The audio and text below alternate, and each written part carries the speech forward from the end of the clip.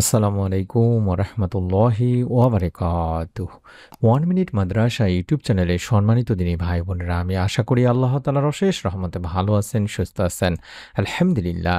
বিশ্বনবী সাল্লাল্লাহু আলাইহি ওয়াসাল্লাম নিজেই বলেছেন, কেউ যদি পবিত্র জিলহজ মাসের ২৭ তারিখে আসরের নামাজের পরে এই ছোট্ট দোয়ার আমলটি করে, আল্লাহ তাআলা তার মনের সমস্ত নেক ও কল্যাণকর আশাগুলো পূরণ করে দিয়ে থাকেন। তাই মনের মধ্যে শতভাগ বিশ্বাস নিয়ে আমল করলে রব্বুল আলামিন আপনাকে নিরাশ করবেন না ইনশাআল্লাহ।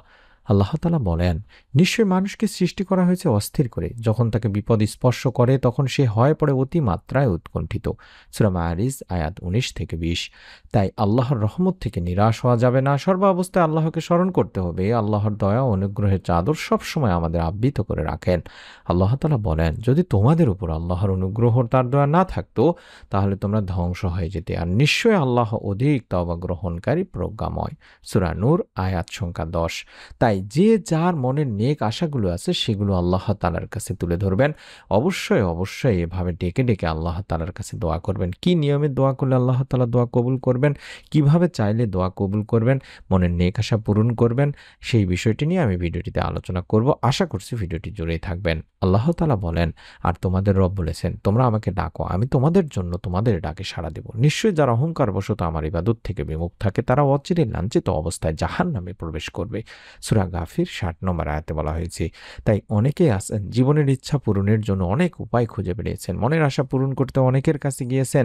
এমন অনেকে আছেন যে গলায় তাবিজ ঝুলিয়েছেন, এমনকি পীরের পা ধোয়া পানি পর্যন্তও খেয়েছেন। অনেক কষ্টে অনেক সাধন করেছেন, সব কিছু থেকে বিফল হয় নিরাশ হয়ে পড়েছেন। অথচ এটা ভাবেননি যে মহান রব আল্লাহ তাআলা ও তার রাসূল সাল্লাল্লাহু আলাইহি ওয়াসাল্লাম মনের নেক আশা পূরণের জন্য এই ব্যাপারে কি বলেছেন। তেমনই একটি আমল রয়েছে, সেই আমলটি যদি আপনারা করেন রব্বুল আলামিন আপনার মনের নেক আশা ইনশাআল্লাহ পূরণ করেই দেবেন। যদিও আপনারা কম বেশি সকলেই জানেন যে আসরের নামাজের পরে দোয়া কবুল হয়ে থাকে। কারণ মুফাসসিরিনে কেরাম বলেন, আসরের নামাজ বেশি গুরুত্বপূর্ণ হওয়ার অন্যতম কারণই হলো সাধারণত এই সময় মানুষ কাজকর্মে ব্যস্ত থাকে, ফলে নামাজ আদায়ে গাফিলতি হওয়ার যথেষ্ট আশঙ্কা থাকে। কিন্তু এই সময়টা আল্লাহ তাআলার কাছে খুবই দামি।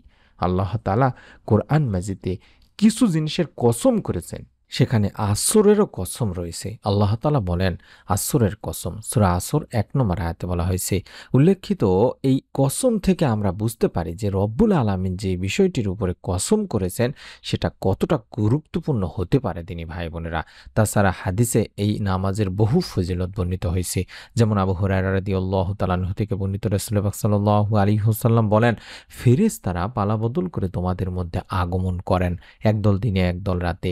আসর ও ফজরের নামাজে উভয় দল একত্রিত হয়। তারপর তোমাদের মধ্যে রাত যাপনকারী দলটি যখন উঠে যায়, তাদের প্রতিপালক মহান রব আল্লাহ তাআলা তাদের জিজ্ঞাসা করেন, আমার বান্দাদের কোন অবস্থায় রেখে এলে? অবশ্য তিনি নিজেই বান্দাদের ব্যাপারে অধিক জ্ঞাত। জবাবে ফেরেশতারা বলেন, আমরা তাদের নামাজরত দেখে এসেছি। আমরা যখন গিয়েছিলাম তখনও তারা নামাজরতই ছিল। এটি সহিহ মুসলিম শরীফের সহিহ একটি হাদিস। সুতরাং যে ব্যক্তি নিয়মিতভাবে ফজর ও আসরের নামাজ জামাতে আদায় করেন, ফেরেশতারা আল্লাহ তাআলার কাছে তার ব্যাপারে প্রতিদিন বলছেন, আমরা যখন পৃথিবীতে গিয়েছি তাকে নামাজরত দেখেছি, যখন পৃথিবী থেকে এসেছি তখনও তাকে নামাজরত দেখেছি। তাই অবশ্যই এই ২ ওয়াক্ত নামাজকে অত্যন্ত গুরুত্ব দিয়ে অবশ্যই কখনোই যেন মিস না হয় সেই দিকে লক্ষ্য রাখে আমলটি করার চেষ্টা করবেন।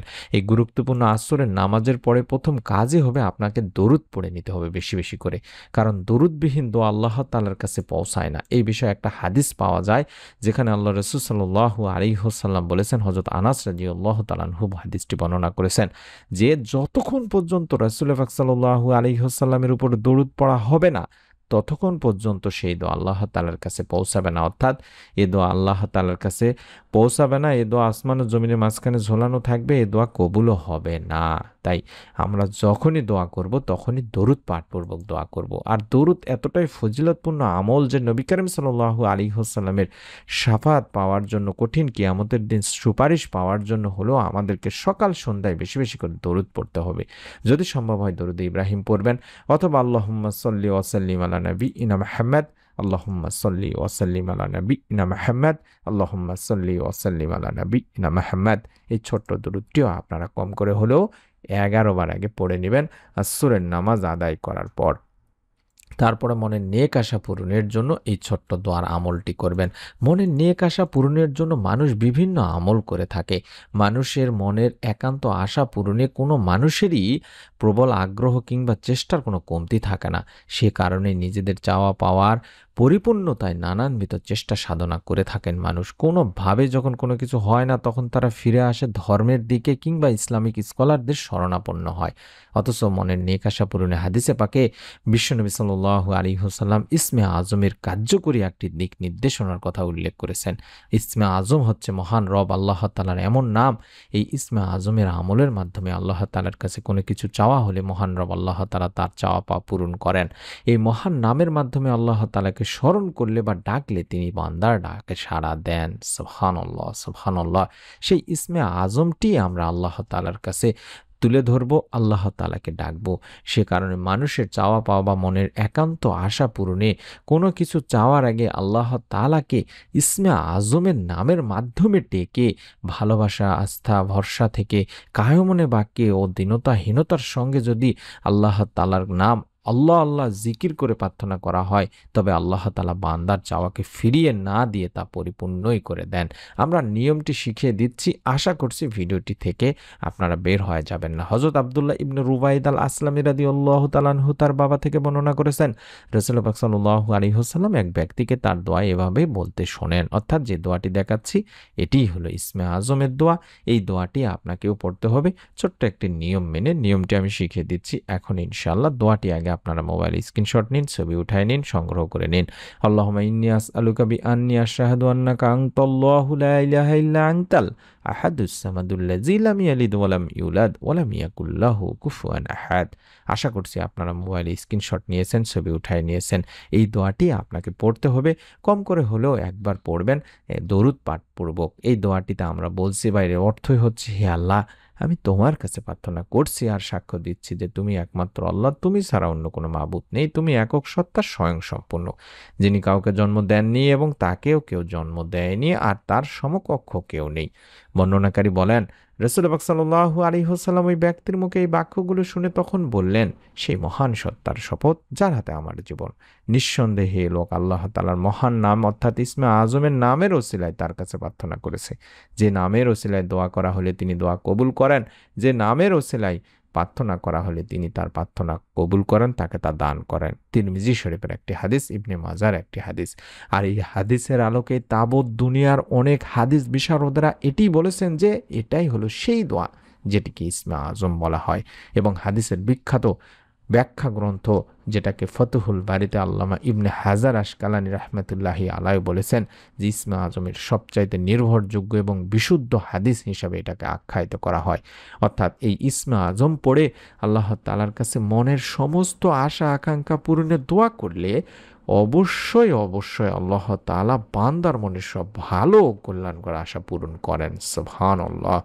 তাই আমাদের উচিত হবে আমাদের মনের একান্ত কল্যাণকর চাওয়া পাওয়াগুলো পূরণের জন্য আল্লাহ তাআলারই নাম, ইসমে আজমের নাম ধরে ধরে আল্লাহ তাআলাকে ডেকে ডেকে দোয়া করা। অর্থাৎ আমরা এই নিয়মে দোয়া করব যে যখনই হাত তুলব তখনই আল্লাহ তাআলার প্রশংসা করব, ইয়া রহমান ইয়া রাহিম, অথবা প্রথমেই আলহামদুলিল্লাহ বা আল্লাহ সূরা ফাতিহা দিয়ে দোয়া শুরু করব এবং বিশ্বনবী সাল্লাল্লাহু আলাইহি ওয়াসাল্লামের উপর দরুদ পাঠপূর্বক দোয়া করব।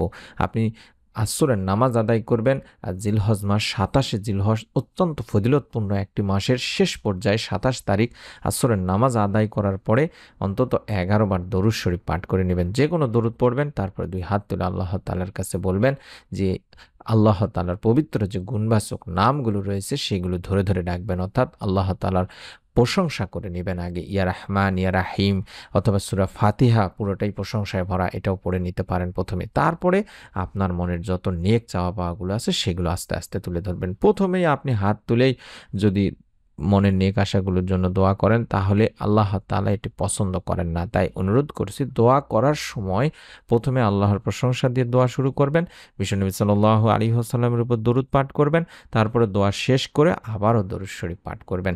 এই নিয়মে আমলটি মনের মধ্যে বিশ্বাস নিয়ে নিয়ত করে করুন। রব্বুল আলামিন আপনাকেও ইনশাআল্লাহ মনের নেক আশা পূরণের সুসংবাদ দান করবেন।